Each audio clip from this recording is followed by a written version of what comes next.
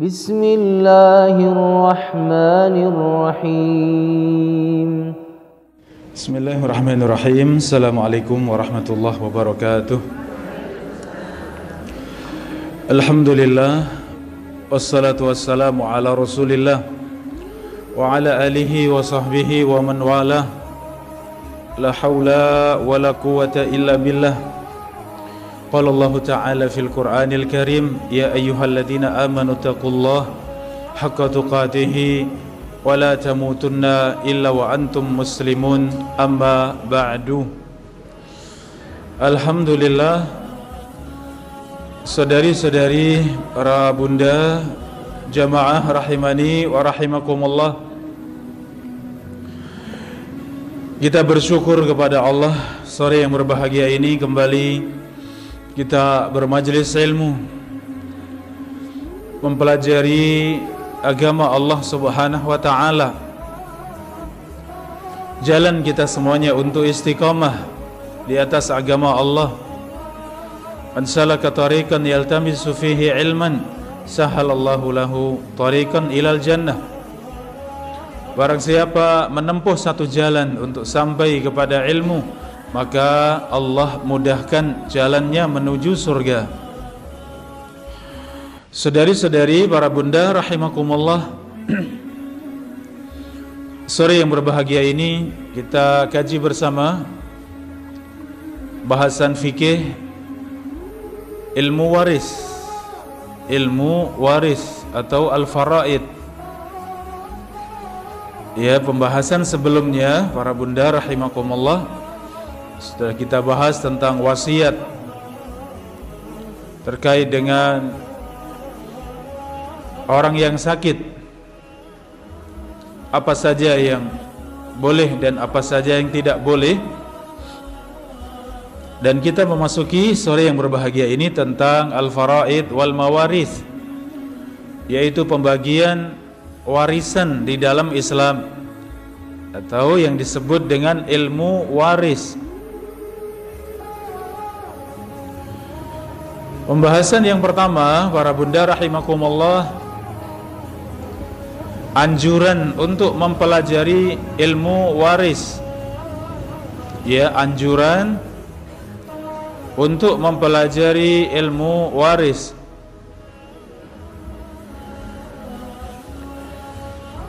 Dan ilmu waris yang kita pelajari, para bunda rahimakumullah, ini ringkasan dari ilmu waris, ya. Karena pembahasan di dalam ilmu waris itu sangat pelik, ya, sangat rinci. Ya, untuk para penuntut ilmu saja banyak yang kesulitan, ya. Sehingga yang kita pelajari adalah poin-poin umum yang mudah untuk kita fahami. Ya, adapun untuk sampai bisa membagi warisan, tentu ini ia harus fokus dalam mempelajari al-faraid atau ilmu waris. Saudari-saudari, para bunda rahimakumullah, Islam agama yang sempurna, yang mengatur seluruh sisi kehidupan kita agar kita meraih kebahagiaan dunia dan akhirat. Maka tidak ada perkara yang terkait dengan hak diri maupun hak orang lain kecuali ada syariatnya, ada batasan-batasannya.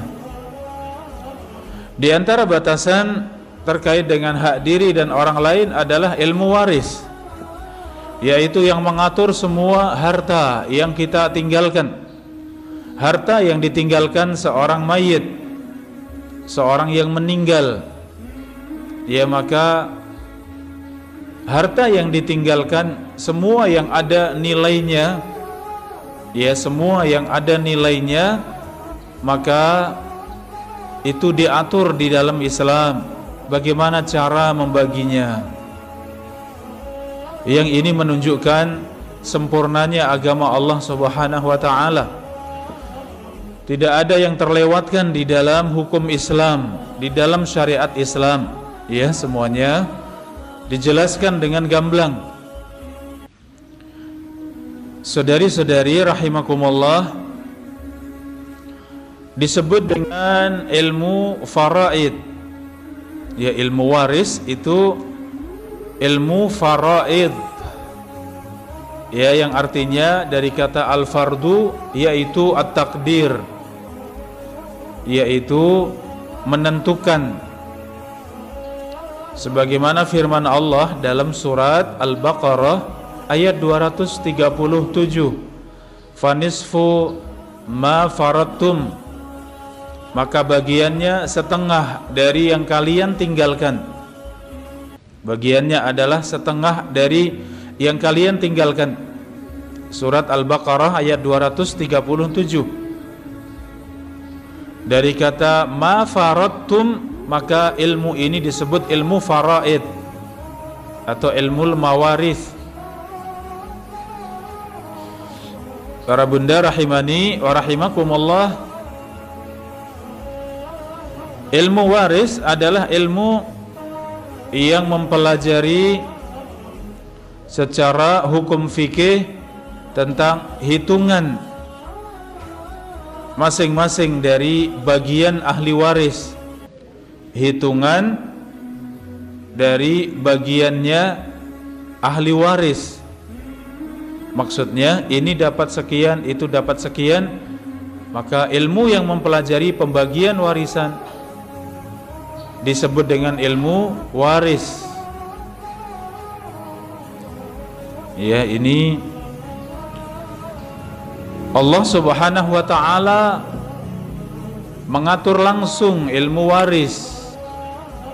Ya, Allah Subhanahu wa ta'ala yang mengatur langsung ilmu waris. Allah turunkan di dalam Al-Quran pembagian warisan itu langsung penentuannya di dalam Al-Quran. Artinya Allah yang membagi langsung. Kalau kita melihat rukun Islam, para bunda rahimakumullah, penjelasan secara rinci itu disebutkan di dalam hadis. Seperti salat misalnya, bagaimana jumlah rakaat di dalam salat, rukun dan wajibnya salat, tata cara salat itu dijelaskan di dalam hadis Nabi, tidak ada di dalam Al-Quran. Bicara tentang puasa misalnya, maka wajib dan rukunnya puasa, tata cara puasa itu dijelaskan di dalam hadis. Ya, tentang misalnya zakat, pembagian zakat, kapan wajib menunaikan zakat, sudah mencapai nisabnya, sudah wajib mengeluarkan zakat, barang apa saja yang dizakati, ini semuanya dijelaskan di dalam hadis. Ternyata berbeda dengan pembagian warisan. Pembagian warisan Allah yang membagi langsung, Allah yang mengatur langsung.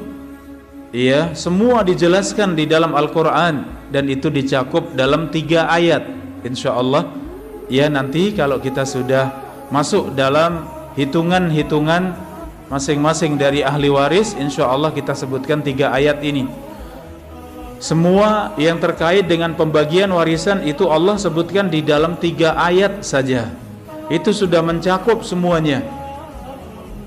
Ya, kalau kita faham 3 ayat ini, ya maka mudah buat kita untuk mengetahui bagian-bagiannya. Ya, ini pentingnya kita mempelajari ilmu waris,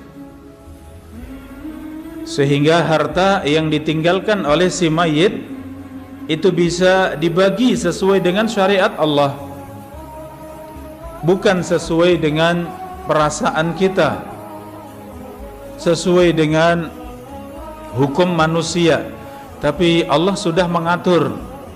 Maka kewajiban kita adalah sami'na wa ata'na, dengan apa yang Allah perintahkan kepada kita semuanya. Ya, ini ibu-ibu, para bunda rahimakumullah, pentingnya kita mempelajari ilmu waris. Poin selanjutnya yaitu bahasan hukukut tarikah, harta yang ditinggalkan si mayit,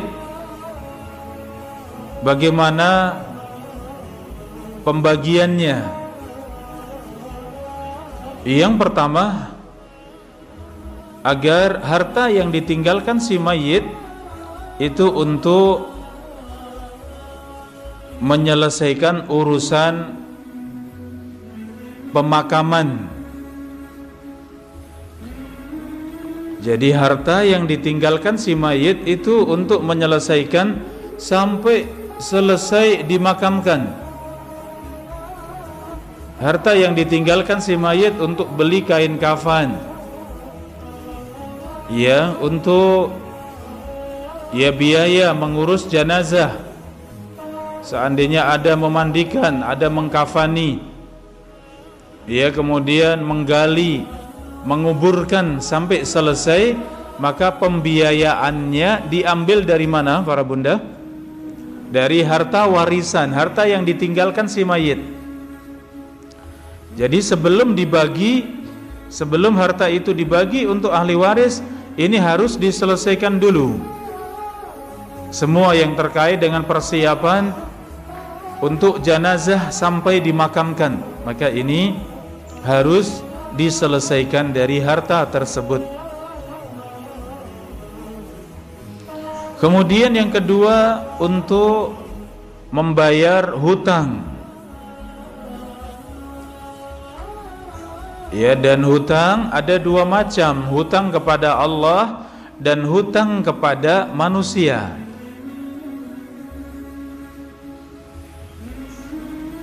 Ya, ini yang kedua, harta yang ditinggalkan si mayit dikemanakan setelah dipakai untuk memakamkan, ya, operasional memakamkan. Maka yang kedua, untuk membayar hutang, baik hutang kepada Allah maupun hutang kepada manusia.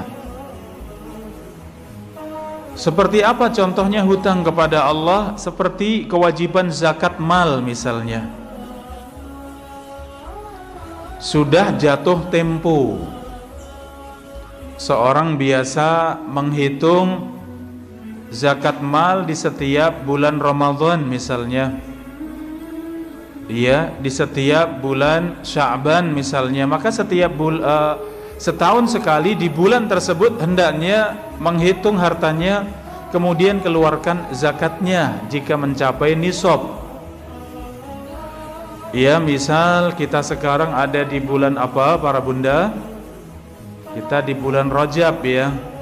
Bulan depan bulan Sya'ban, setelahnya Ramadan.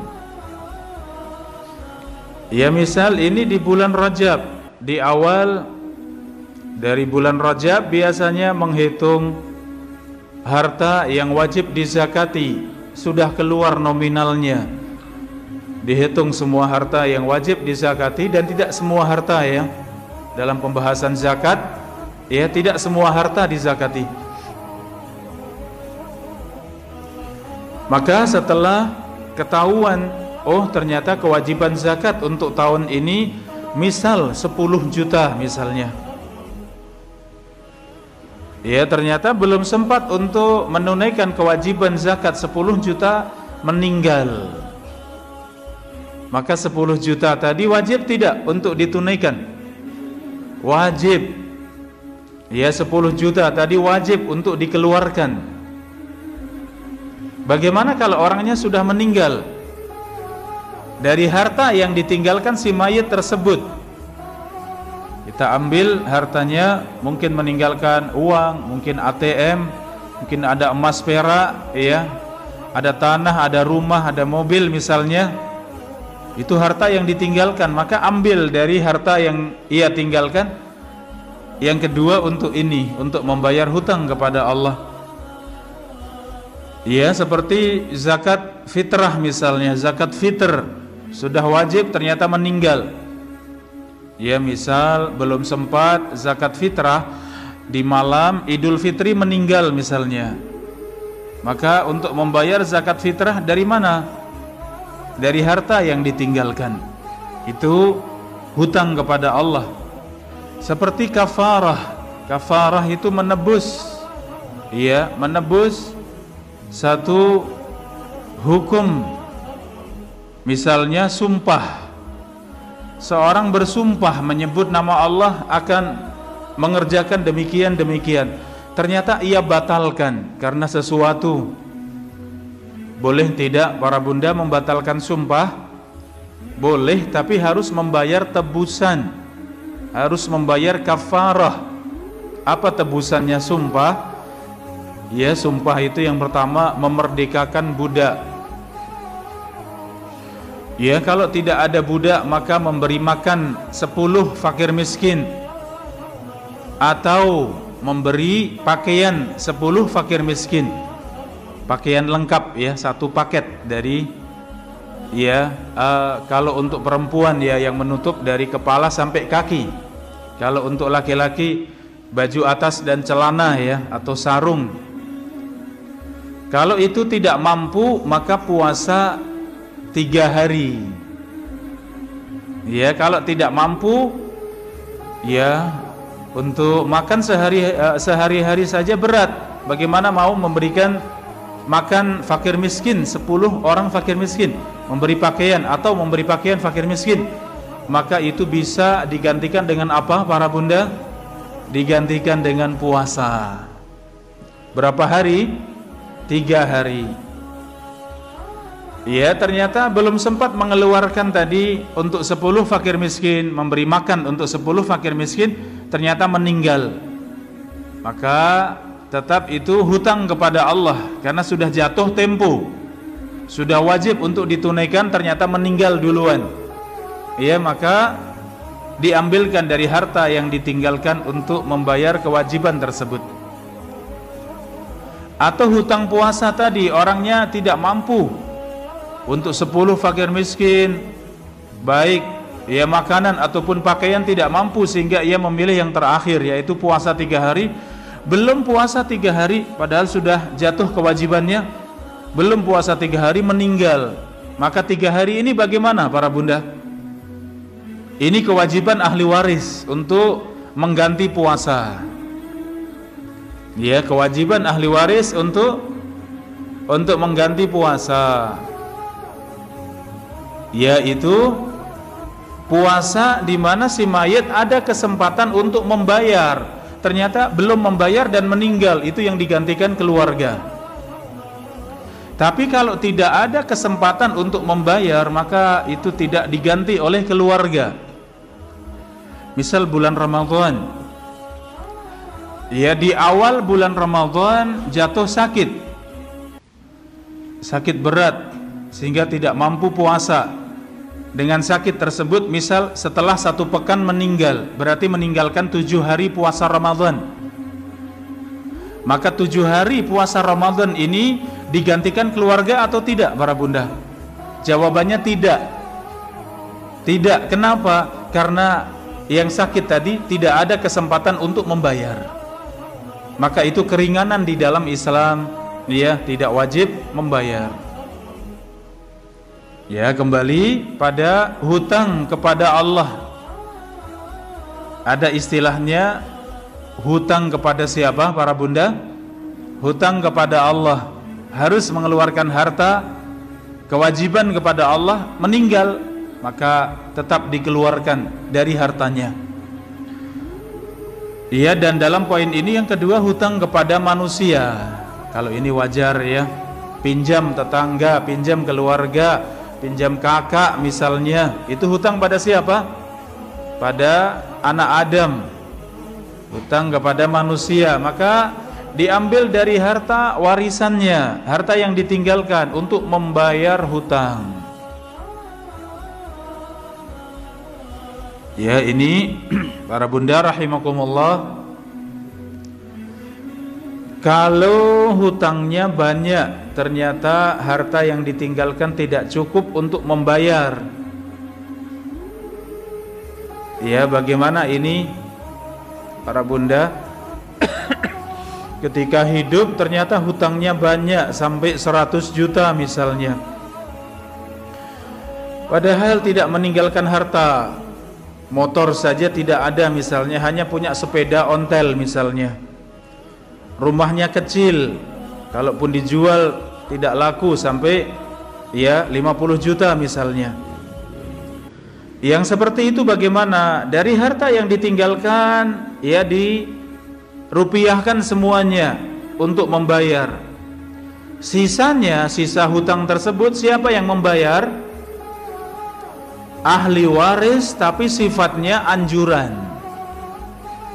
Itu tidak wajib bagi ahli waris, itu anjuran.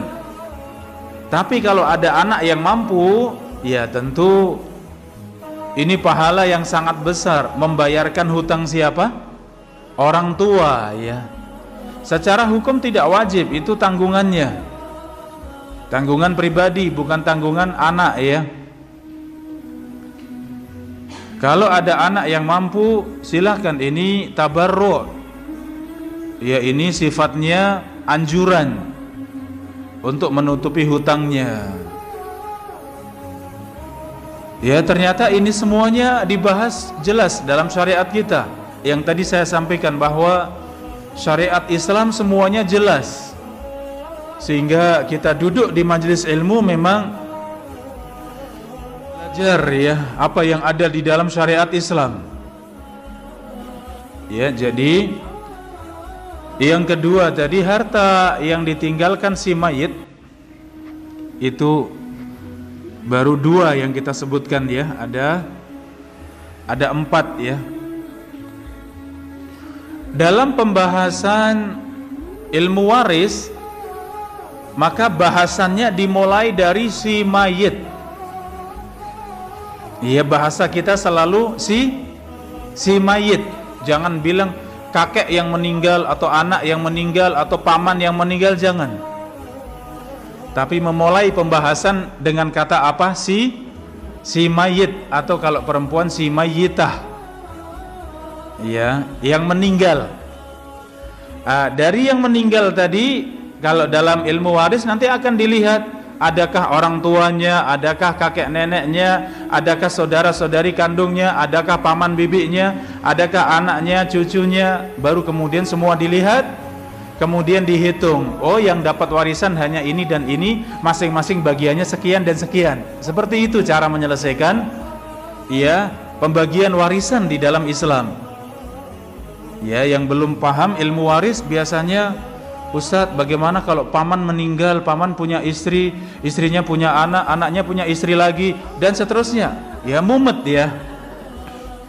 Jadi memulainya untuk mempermudah selalu dibilang si mayit. Dari situ kita memulai hitungan. Di situ kita memulai pembahasan si mayit. Selalu seperti itu. Mayit siapapun dia, maka akan ditanyakan, adakah bapaknya si mayit, ibunya si mayit, adakah istrinya, adakah anaknya, adakah saudara-saudari kandungnya, atau sebapak atau seibu, ya demikian seterusnya.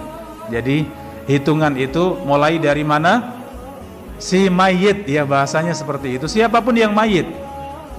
Seandainya yang mayit ini posisi anak, tapi dia juga ya dikatakan si mayit. Apakah si mayit punya orang tua? Masih punya misalnya. Punya istri? Belum, masih bujang meninggal misalnya. Ya, punya saudara-saudari? Punya misalnya. Berapa hartanya? Dia sudah kerja, hartanya 50 juta misalnya. Total semuanya 50 juta. Dari situ kemudian dihitung. Jadi dengan bahasa si mayit ya. Jadi nggak dibilang anak atau apa, tidak. Tapi si mayit, selalu disebut si mayit.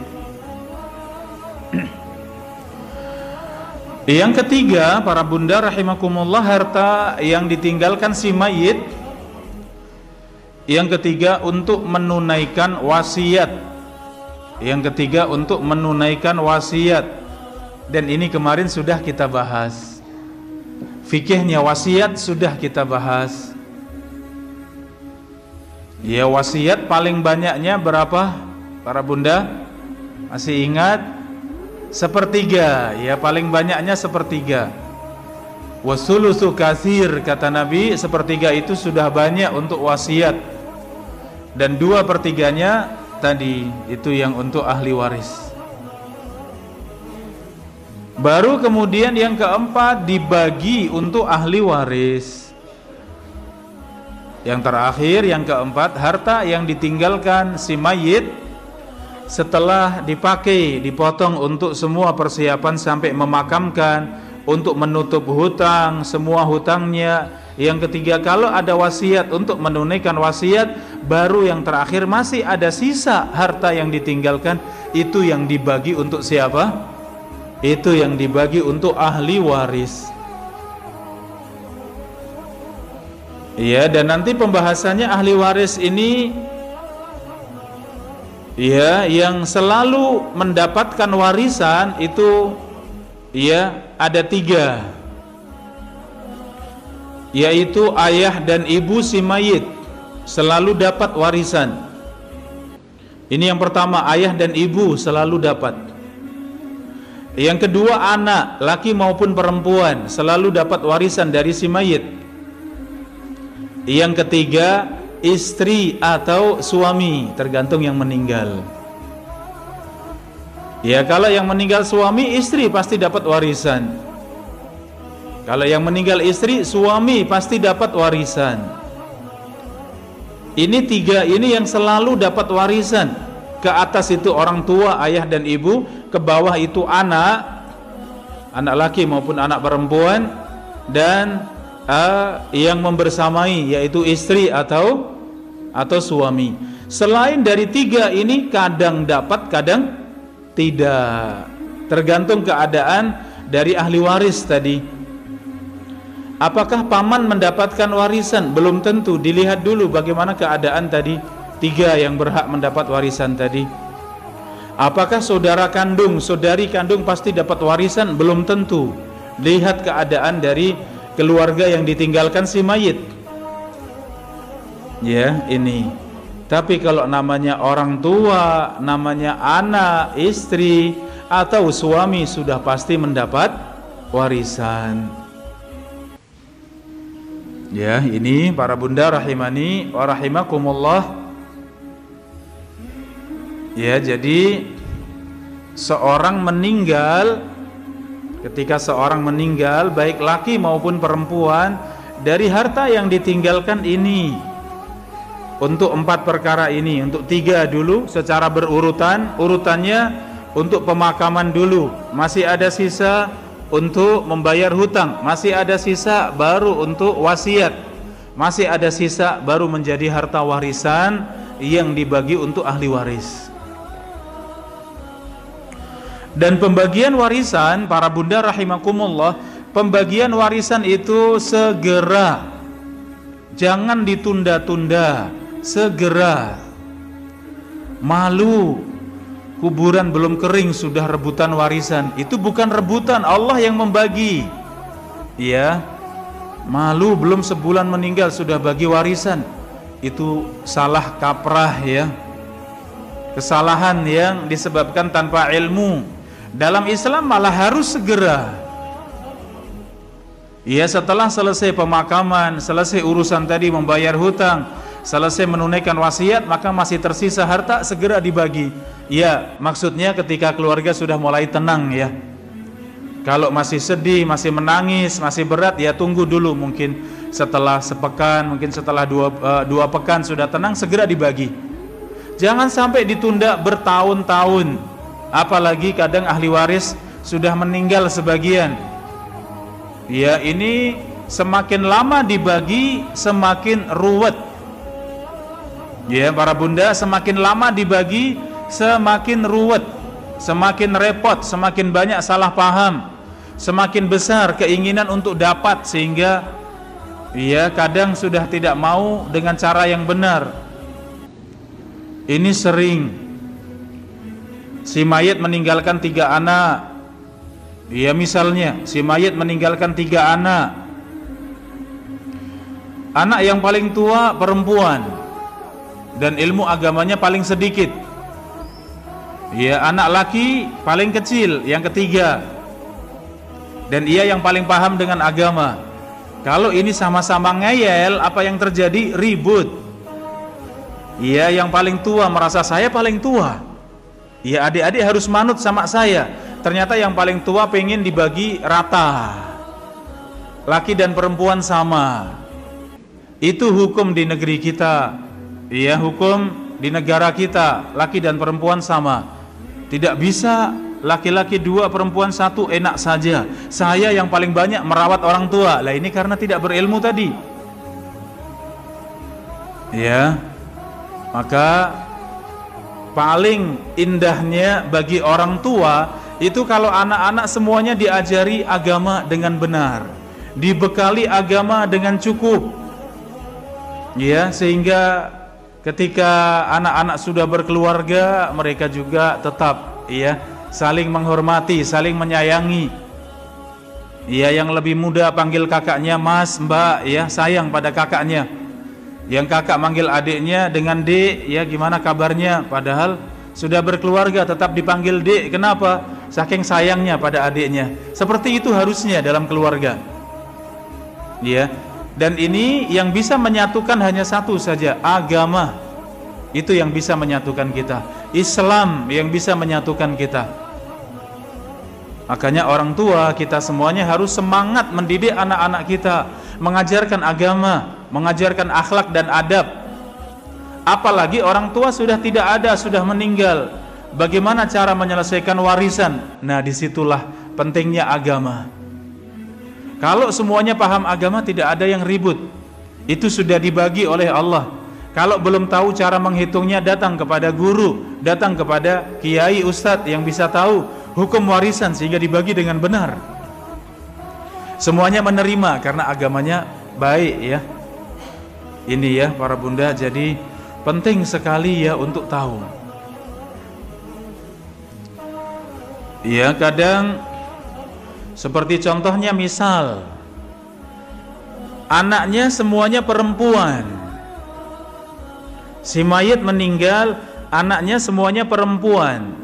Si mayit ini bapak, ya, seorang laki-laki, bapak dari anak-anak perempuan tadi. Anak perempuannya 5 misalnya, perempuan semuanya.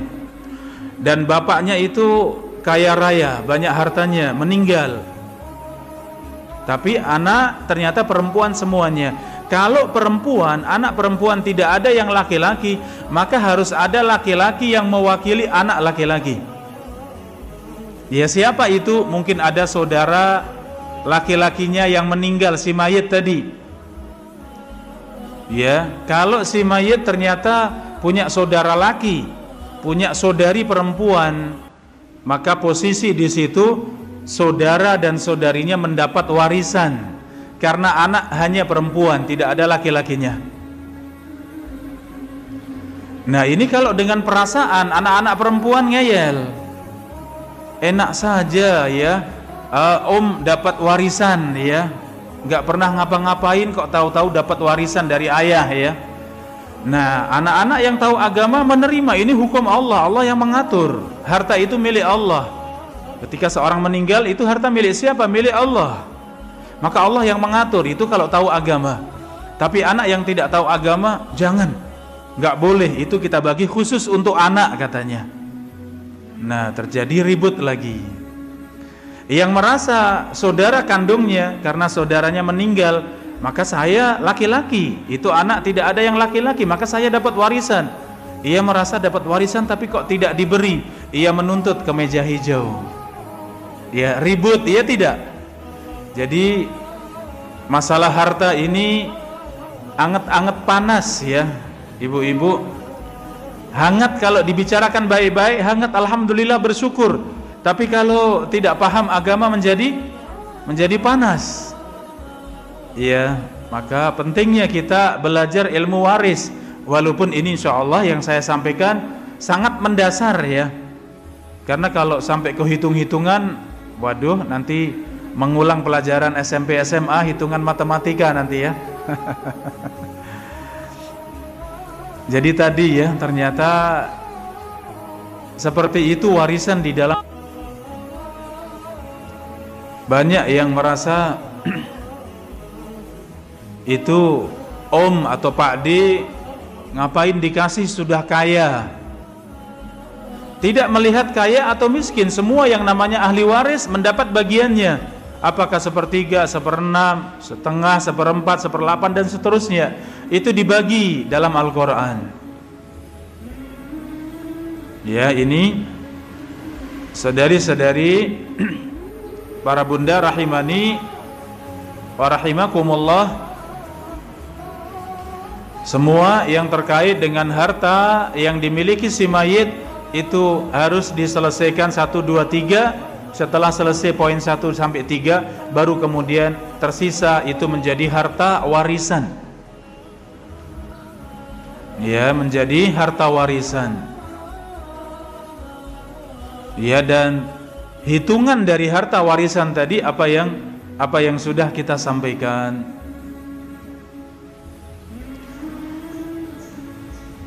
Kalau kemudian si mayit punya tanggungan, maka diselesaikan semuanya. Masih belum selesai kredit motor misalnya, sudah meninggal, bagaimana? Ya, diselesaikan dengan harta yang ditinggalkan. Ya, si mayit sudah terlanjur atau sudah mengikrarkan, ya, tanah yang ini atau harta yang ini diwakafkan untuk masjid misalnya. Ya, maka seperti itu harus disaksikan oleh anak-anak, oleh keluarga, sehingga tidak salah faham. Ya, ada satu contoh, ya, di dekat Prambanan ada tanah yang oleh ayah ini diwakafkan untuk masjid, pas di pinggir jalan. Masya Allah, strategis itu kalau dibangun masjid. Yaitu diwakafkan melalui teman-teman untuk membangun masjid. Kemudian sertifikat tanahnya semua sudah terkait dengan itu sudah difotokopikan, sudah diserahkan ke teman-teman. Iya, tapi ternyata pemilik tanah ini tinggalnya di Jakarta dan bilang insya Allah ya sepekan lagi saya ke Jogja. Ternyata belum sempat ke Jogja sudah meninggal. Dan ternyata tidak diketahui anak-anak. Ya, anak-anak tidak tahu kalau ada seperti itu. Ya, ketika teman-teman kemudian menghubungi anak-anak ternyata agamanya kurang kuat, ya, agamanya kurang kuat. Sehingga taunya, wah itu strategis, itu di pinggir jalan, itu per meter sekian, kalikan sekian, ketemu sekian, ya, pinter hitung-hitungan. Ya, itu berat buat hati. Kalau sudah kali kalian itu nanti berat. Nanti berat di hati. Iya, berat di hati. Bagaimana? Ya, wah ketemunya jadi setengah M misalnya. Wah, ternyata dikalikan jadi 2M misalnya. Wah, ini berat. Sudah bayangkan 2M ini untuk apa, ya? Wah, makin berat lagi. Di situ pentingnya orang tua komunikasi dengan anak-anak, ya. Kalau ada harta yang mau diwakafkan, harta yang mau dibelanjakan di jalan Allah, yang mau dipakai untuk persiapan akhirat, maka panggil anak-anak. Iya, saksikan kepada anak-anak. Kalau perlu ditulis. Iya, ada saksi sehingga jelas. Ya, saya sampaikan pada teman-teman, coba ya, panjenengan semuanya punya bukti fotokopian walaupun hanya fotokopi.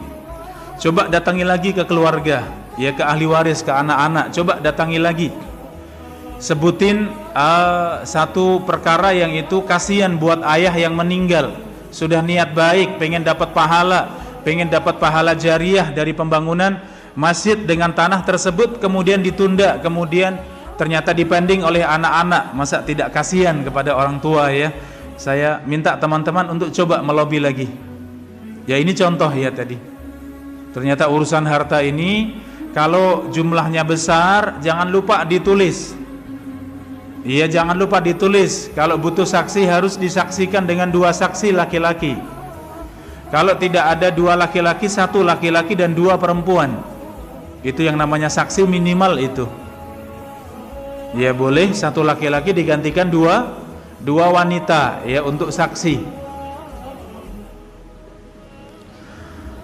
Baik para bunda rahimani wa rahimakumullah. Ya, sampai di sini pembahasan kita untuk warisan. Sengaja ya kita bahas pelan-pelan, ya, karena bahasan warisan butuh fokus, ya. Mudah-mudahan kita bisa memahami tentang warisan, Minimal nanti setelah kita pelajari sampai selesai ada masalah warisan, paling tidak kita tidak terburu-buru. Kalau belum jelas kita bisa tanya yang faham atau yang berilmu ya, sehingga kita bisa menempuh jalan yang terbaik yang itu menjadi bagian daripada syariat Islam. Demikian, Allah Ta'ala a'lam bissawab. Jadi monggo para bunda, ini kesempatan tanya jawab, dipersilahkan. Kita mulai dari yang sudah menuliskan pertanyaan. Jika si mayit meninggal, walhamdulillah, bahasanya sudah si mayit ya. Ini faham ilmu waris berarti. Ya, sudah mulai faham. Tanyanya jika ayah meninggal, bukan, tapi si mayit sudah. Mayit yang manapun ya, apakah kakek, ya anak, istri, siapapun, yang jelas mulai dari si mayit ya, mudah buat kita. Jika si mayit meninggal tapi masih meninggalkan hutang di bank, sementara pihak bank sudah mengikhlaskan, dianggap lunas, bagaimana hukumnya yang seperti ini? Bagaimanakah urusan di sisi Allah? Jazakumullah khairan. Terima kasih, jazakumullah khairan atas pertanyaannya. Tadi ya kaitannya dengan hutang. Ya kaitannya dengan hutang itu dibayarkan dari harta yang ditinggalkan si mayit. Hutang kepada Allah maupun hutang kepada manusia. Dan ternyata berbeda hutang dengan bank. Kita yang tahu syariat, tahu Islam, hutang di bank boleh tidak para bunda? Kenapa tidak boleh? Karena transaksinya riba. Ya, Anda pinjam 5 juta, harus kembali berapa juta? Ya, lebih dari 5, mungkin jadi 7 juta, mungkin jadi 8 juta diangsur selama 1 tahun misalnya. Maka kelebihan dari 5 juta tadi itu riba. Ya, dan aturan, wallahu alam apakah itu aturan pemerintah atau khusus ya, tentu pemerintah ya resmi melalui Bank Indonesia ya. Kemudian kalau si penghutang itu meninggal, maka ya itu dianggap putih, ya sudah selesai. Taib, kita sebagai anak bagaimana? Maka secara hukum ya, karena sudah diputihkan oleh pihak yang berhak dan itu sudah dianggap lunas ketika meninggal, maka selesai untuk ahli waris. Ya, itu selesai untuk ahli waris. Namun buat ahli waris ada sesuatu yang besar, yaitu dulu ke orang tua. Ya, si mayit ini kok berhutang di bank, padahal itu tidak boleh. Itu transaksi riba, itu melanggar syariat Allah ya. Ya, maka seperti itu ahli waris terus mendoakan, ya Allah ampuni dosa-dosanya. Ya Allah terimalah amal kebaikannya. Ya Allah atas kekurangan ilmunya sehingga berbuat yang tidak baik, berbuat yang salah, ampuni dosa-dosanya ini kita semuanya. Kalau kita sebagai anak doanya Rabbi ghfirli wali walidayya warhamhuma kama rabbayani shaghira.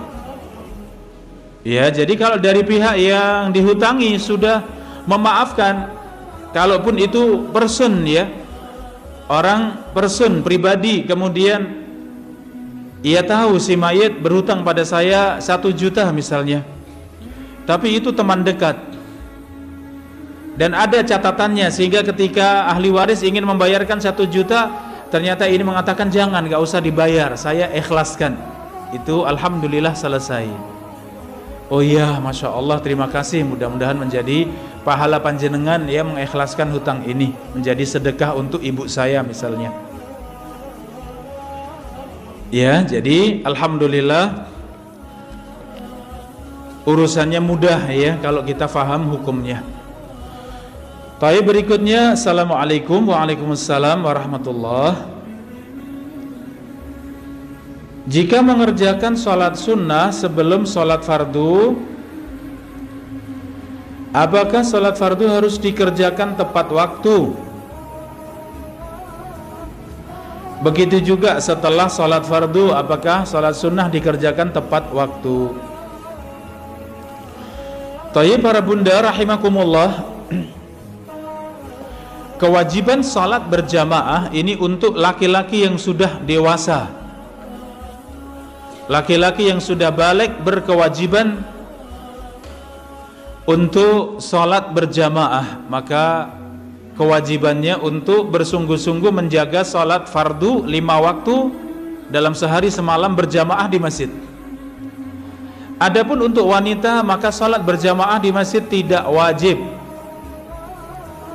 Bahkan Rasulullah SAW menyebutkan, wa buyutuhunna khairun lahunna, wahai para suami, jangan larang istri kalian untuk sholat berjamaah di masjid, walaupun rumah-rumah kalian itu lebih baik bagi para istri, para wanita. Jadi secara umum sholatnya wanita di rumah itu lebih baik.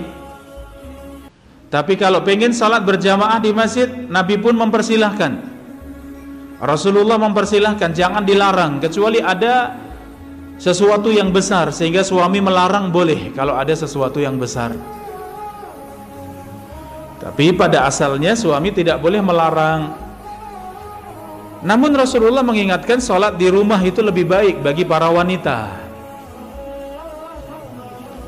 Ya, maka dari pertanyaan tadi, kalau wanita boleh sholat di rumah, ya, dan itu tidak terikat dengan adzan dan qomat, ya, tidak terikat dengan qomat di masjid.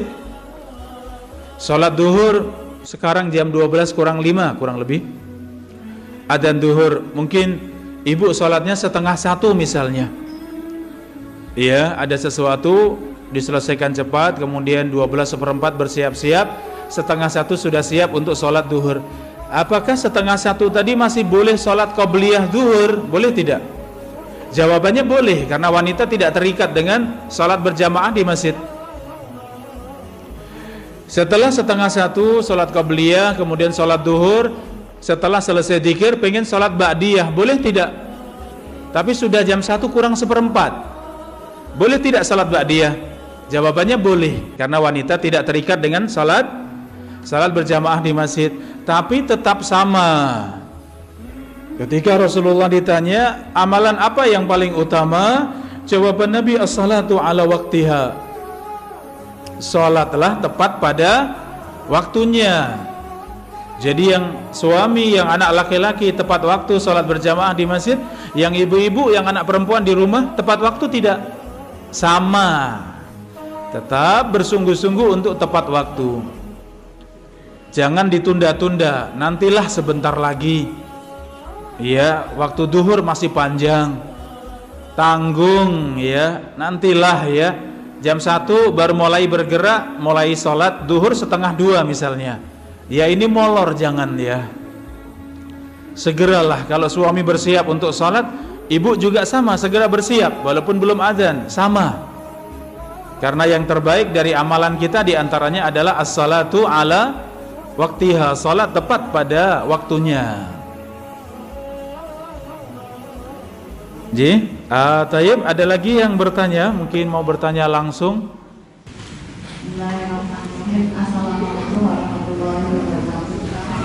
Waalaikumsalam warahmatullahi wabarakatuh. Oh, di sebelah kanan, nggih.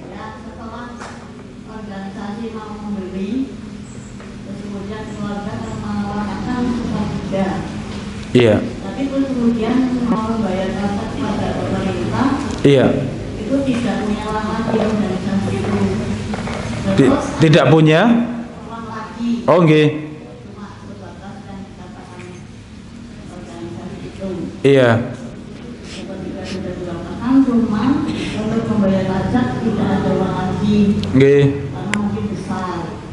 Terus mereka atau panitia organisasi itu untuk supaya seolah-olah itu diwakafkan semua sehingga bebas pajak. Oh, nggih. Nah, itu apa boleh? Enggak kan berdusta kalau itu. Tapi kalau pemerintah manfaat atau bagian partai BKD itu kan Nggih. isinya BKD itu ya memang dijual, tapi kok disuruh diakukan dibatalkan semua biar bebas pajak, itu bagaimana solusinya? Terima kasih. Assalamualaikum warahmatullahi wabarakatuh. Waalaikumsalam warahmatullahi wabarakatuh. Jadi para bunda rahimakumullah, ya pajak ini di dalam syariat Islam ya, ternyata di antara yang pemerintah itu dalam Islam, pemerintah itu tidak boleh menarik pajak. Pemerintah tidak boleh menarik pajak kecuali darurat, kecuali mendesak. Ya. Ini yang ada di dalam hukum Islam tentang pajak. Iya, ternyata hukum dalam Islam menarik pajak itu boleh, tidak boleh kecuali pemerintah mendesak, pailit, sedang bangkrut, tidak punya sesuatu sehingga harus menarik pajak, itu baru boleh. Iya, makanya dari pertanyaan ibu tadi, ya, dan itu sering juga ditanyakan, karena pajak itu semua yang punya harta yang wajib dipajaki, yang punya usaha yang selalu ditarik pajak, itu semuanya ngilu, semuanya mumet urusan pajak. Iya, yang punya usaha, ya, punya minimarket, yang punya perusahaan, punya ini, itu dalam 1 tahun mungkin pajak kadang sampai 200 juta, ada yang sampai 1/2 M, ada yang sampai 2 M, ada sebagian sahabat kita yang punya usaha besar itu pajaknya sampai 15 M 1 tahun. Coba bayangin, 15 M itu diserahkan untuk yang tadi secara hukum pemerintah tidak boleh, harusnya menarik seperti itu kecuali keadaan mendesak ya. Jadi karena kita di majelis khusus ya ibu ya, jadi saya sampaikan ilmunya ini. Jadi pada asalnya menarik pajak itu jangan, kalau pemerintah mandiri nggak boleh menarik pajak kecuali mendesak ya itu.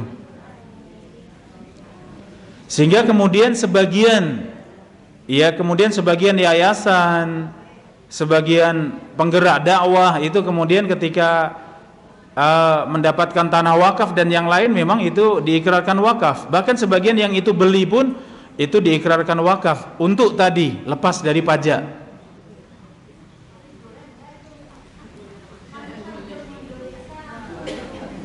Langgih, monggo. Itu kembali kepada hati masing-masing. Saya tidak bisa memaksa ibu ya. Iya, monggo. Artinya secara keilmuan sudah saya sampaikan, tapi masalah nanti saya pilih yang mana, monggo. Iya, Indonesia demokrasi katanya, bebas ya. Nggih, jadi kalau yang ditanya saya, ya saya lebih memilih yang tadi wakaf tadi ibu ya, sehingga selesai. Apalagi itu yayasan dakwah ya, nggak punya uang yayasan dakwah itu. Kalau ada uang saja untuk ya luar biasa membangun untuk ini yang itu, semua akan ditinggalkan untuk umat ya. Sehingga lebih baik ya, tadi misalnya harus pajak 1 M, lebih baik 1 M untuk bangun ya pengembangan masjid misalnya dan seterusnya. Ya monggo, ibu yang istikharah minta petunjuk sama Allah, setelah itu monggo. Nggih, wallahu taala a'lam. Saya tambah satu lagi, ada satu pertanyaan nggih. Jika ada salah satu ahli waris yang menghambat pembagian warisan, apa yang harus dilakukan? Ini tadi, kalau kita yang sama-sama tahu ilmu, kita yang mempelajari Al-Quran dan hadis dengan sungguh-sungguh, kita tahu bahwa warisan nggak boleh ditunda-tunda. Kenapa? Di situ ada hak keluarga atau ahli waris. Di antara ahli waris bisa jadi ada yang kaya, ada yang miskin. Yang kaya biasanya bilang jangan dibagi. Yang miskin, ya namanya miskin ya, mau bersuara saja takut ya. Mau menyampaikan saja takut nanti dimarahi, takut nanti salah paham ya. Padahal sangat butuh dengan uang warisan atau harta warisan. Makanya di dalam Islam harus segera dibagi. Segera dibagi sesuai dengan pembagian yang Allah turunkan dalam Al-Quran. Segera dibagi. Kalau yang kaya mungkin belum butuh, ya nggak apa-apa, dia dapat warisan. Atau bahkan mungkin bisa menebus dari keluarga yang tidak mampu, ya sudah, rumah kita bagi, mau dijual berapa saya yang beli. Kemudian ya dibagi untuk yang selain dari yang membeli tadi. Jadi sunnahnya segera. Umumnya yang tidak mampu butuh, saya punya tanggungan hutang, saya harus segera ya beli tanah karena selama ini ngontrak terus, saya berat untuk bayar kontrakan misalnya. Itu ahli waris macam-macam. Makanya syariat dalam Islam segera. Nah, ini sampaikan pada dari salah satu ahli waris yang ngeyel, tidak mau membagi tadi, datangi, ya dekati, ya sampaikan bahwa ini hak dalam Islam. Kalau Anda menunda, bahkan itu tidak boleh, itu zalim kepada yang tidak mampu, kepada yang butuh. Anda menunda, ini zalim, tidak boleh, itu dosa. Karena itu haknya ada di situ, tapi Anda yang menghalangi. Harusnya sudah dapat harta warisan, bisa untuk banyak kebaikan. Mungkin mau modal usaha, mungkin mau bayar hutang, mungkin butuh dengan motor, mau beli motor misalnya. Ya, maka sampaikan, menunda pembagian itu zalim, tidak boleh.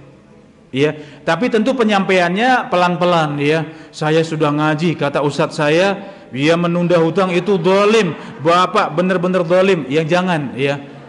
Wah, nanti ngajine neng ndi toh ya.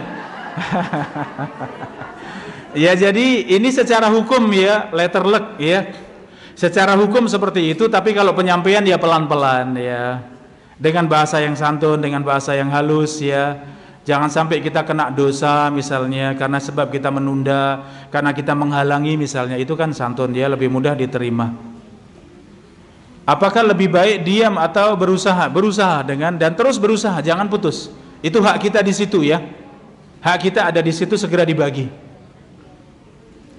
Tayyib, demikian para bunda rahimani wa rahimakumullah, kajian kita di sore yang berbahagia ini. Walhamdulillah. Ya, mudah-mudahan bermanfaat untuk kita semuanya, dan pembahasan warisan masih berlanjut insyaallah ya. Semangat untuk bisa hadir, usahakan jangan terlewat ya pembahasan warisan karena berkesinambungan ilmunya. Ya, biar tidak terputus faham secara umum nanti tentang ilmu waris. Demikian wallahu taala a'lam bisawab, dan kita tutup dengan doa kafaratul majlis. Subhanakallahumma wa bihamdika asyhadu an la ilaha illa anta astaghfiruka wa atubu ilaik. Dan dari saya ada kurang lebihnya mohon maaf. Assalamualaikum warahmatullahi wabarakatuh.